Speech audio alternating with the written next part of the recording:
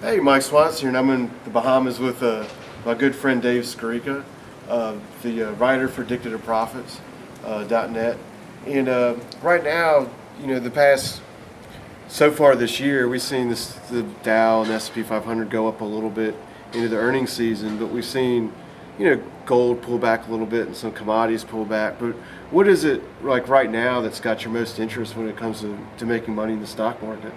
Well, in the stock market, I'm not bearish yet, but see, the one thing I've talked about in my book and I've talked about in my newsletter was when we had the crash in 08, 09, I lined it up against past crises and past bear markets, and I said the two periods it was most similar to is the 1907 bear market and the 1974 bear market, in that the bear market lasted about a year to 2 years.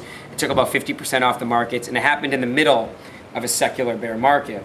And both those cases, 74 and 07, they were followed by about 2-year rallies in the equity markets, which basically doubled the markets. And that's what we've seen now. And so I think because rates are going to be slowly headed higher, and now we're seeing sentiment really turn bullishly, and we're even starting to see inflows into mutual funds, something we didn't see during most of 09 and almost all of 2010. I think we'll actually see a top sometime this year in this equity bull market. Now, if you looked at again those periods, 76 and 1909, it took a while for the market to top up. It's not like one of these things that goes straight down. Like, it could go sideways for 3, 6, 9 months in a topping process and then be headed lower. So my problem with the equity market right now is, while I'm not bearish and I think we need a correction in the short term, even if we get that correction, I've been looking at this 13 to 1400 range in the S&P, maybe 1500 tops as kind of the upper end of the range.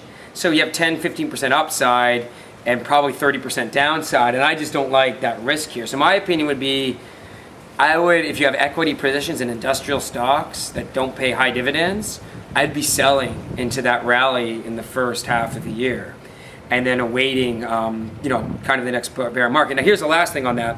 What's interesting thing is that the bear markets that followed that, 1977 and 1909, were very mild. The 25-30% bear markets with a lot of... It's not like 2008 or something. No, I think that's the problem. People are all going to look to 2008 and think that's going to happen again, but more than likely it's going to be more of a grinding bear market. And another thing is, and we talked about this in our last video, it's because I'm bearish long-term on the dollar, is if that happens, remember, that's going to help a lot of the multinational companies.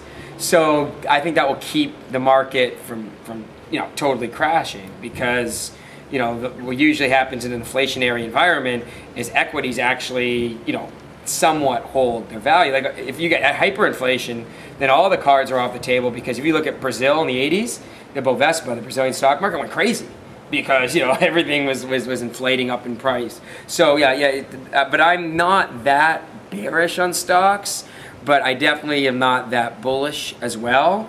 But here's the thing, this is all part of my book, The Great Super Cycle. I think we're in this long-term trading range from stocks, and it actually began in 2000, and these ranges tend to last 15 to 20 years. And the second half of the range, like the late 70s or the 40s or the late teens, tends to be the volatility kind of dries up in the stock market, and inflation takes off.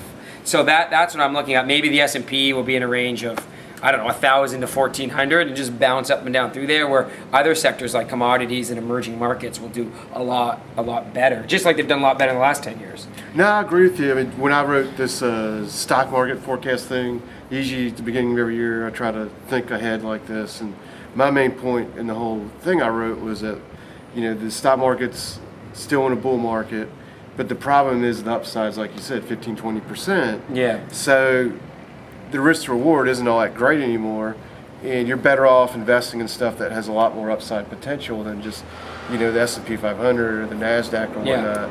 And to me, that's commodity stocks and emerging markets. And the thing about emerging markets is, I think you have to be very patient in them. Like, I was really bullish again in 08, 09, and they've had big run-ups, and there's still some good values in some of the markets. And I even bought Peru in the middle of summer last year, and that's up like 30-40%.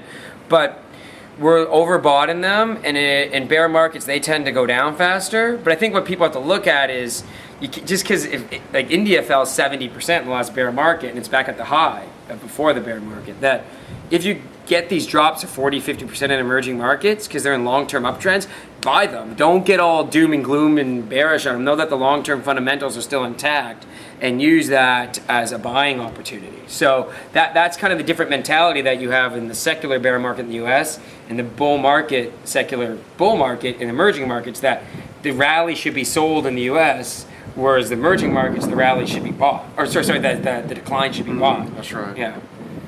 So anyway, we're running out of time today, and thanks for watching the video, and we're going to be talking to you later on. Take care.